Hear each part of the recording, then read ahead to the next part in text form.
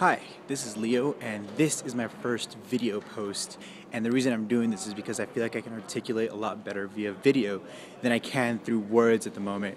I just got to Las Vegas, just set up the booth from one of my companies, and there are four things that I really want to share. Three lessons I wish I had learned before, but there are four things I want to share about conventions that I wish I had known from the very beginning when I was starting out a lot of these companies. The first thing among the four things is you should do them.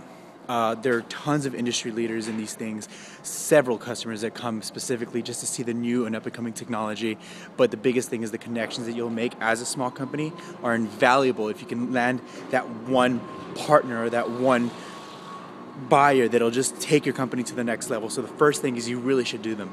The three things that I wish I had known when I first started these things, first of all, and especially if you're a company starting on a shoestring budget, watch where you put your money. A lot of these conventions will offer additional services like Wi-Fi, card readers like for credit cards, and especially labor.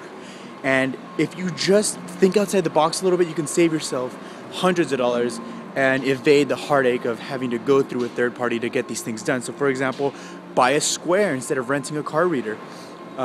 Instead of hiring labor at the actual convention, bring a few of your buddies. Have them help you with the labor and then buy them dinner. In the grand scheme of things, it is a lot cheaper to just invest a few more hours in setting up your booth than maybe hiring out the supplied help. So yeah, that's the first thing, is I just really wish I knew that a lot of these options were optional as opposed to mandatory, which I thought they were when I first started coming to these conventions. The second thing is you need to make noise when you come here. Simply being here doesn't entitle you to mounds of customers and people swarming around your tent just because you're present. The fact that you're there, you still need to cause some type of attention towards you. And it's very simply put, I mean, I'll show you here. You can see there's still tons of people who are putting up these huge banners and just grand, lavish displays because they still need to draw attention to them.